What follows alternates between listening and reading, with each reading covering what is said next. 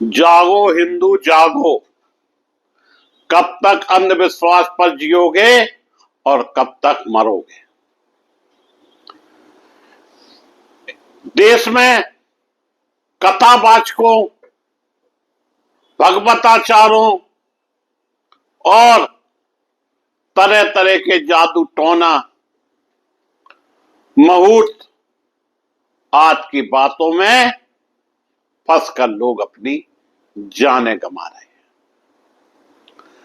ऐसा ही हादसा पटना बिहार में नालंदा जिले के शीतला माता मंदिर में भगदड़ में 9 लोगों की अब तक मौत हो गई, जबकि 7 लोग घायल हुए हैं। यह हादसा एक मंदिर में हुआ है और लगभग उस मेले में 25,000 लोगों की भीड़ थी। कोई शुभ मुहूर्त बताया जा रहा था। इस शुभ मुहूर्त में दर्शन करने से उसके सब पाप धुल जाएंगे। इस तरह का अंधविश्वास देश में लोगों की जान ले रहा है। इसके बावजूद भी लोग नहीं सुधर रहे हैं और जो भगवताचार, जो कथावाचक बड़ी बड़ी बातें करते हैं, उनके पास इन्हीं का पैसा इकट्ठा होता है। उनके राष्ट्रीय ठाट-बाट देखिए, उड़न खटोलों से चल रहे हैं। 5-5 करोड़ की गाड़ियां रखे हुए हैं और मर रहे हैं वो लोग जो पूजा पाठ पर इस तरह का विश्वास रखते हैं। हालांकि नालंदा पुलिस अधीक्षक एसपी ने बताया कि गर्मी और भीड़ की वजह से घटना हुई है। हादसे की जांच के लिए गठित एसआईटी ने छानबीन शुरू कर दी। दोस्तों, जिस दिन नालंदा में यह घटना घटी है, उसी दिन हमारे देश की राष्ट्रपति नालंदा यूनिवर्सिटी का उद्घाटन करने जा रही थी। एक व्यक्ति के पीछे 2,500 पुलिस वाले लगे हुए थे और 25,000 की भीड़ रोकने के लिए एक सिंगल पुलिस वाला नहीं था, ताकि भीड़ को नियंत्रित किया जा सके। चूंकि घटना घटित हो गई और पुलिस अब अपने ढंग से उसे घुमा फिराकर बताने लगी।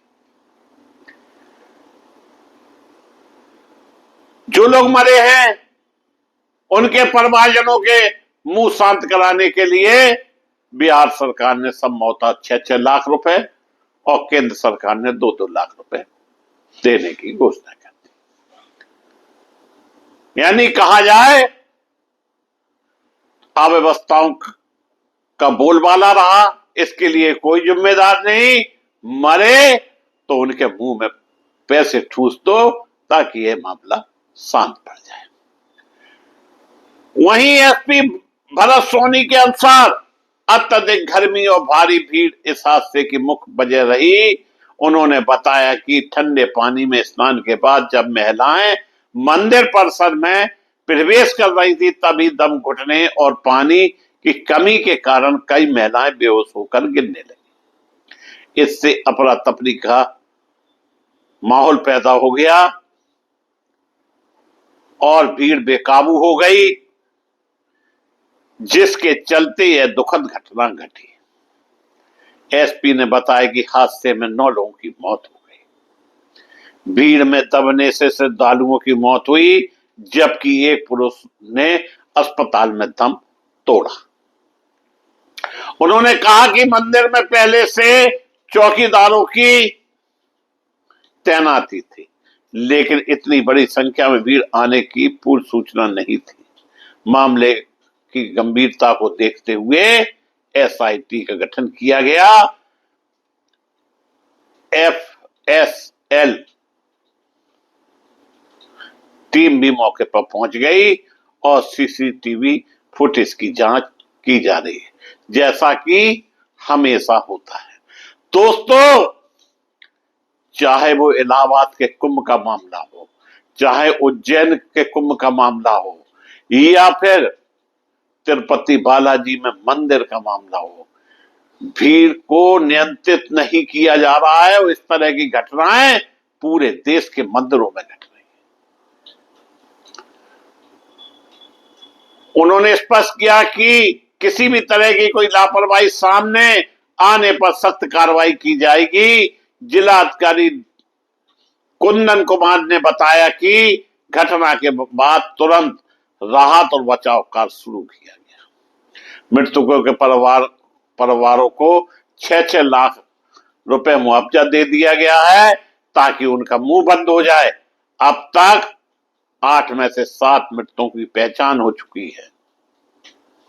उन्होंने यह भी बताया कि 7 घायल लोगों का इलाज चल रहा है, जिसमें से सभी की हालत स्थिर है, जबकि एक को बेहतर इलाज के लिए रेफर किया गया। दीपनगर थाने के एसएचओ राजमणि को निलंबित कर दिया गया है।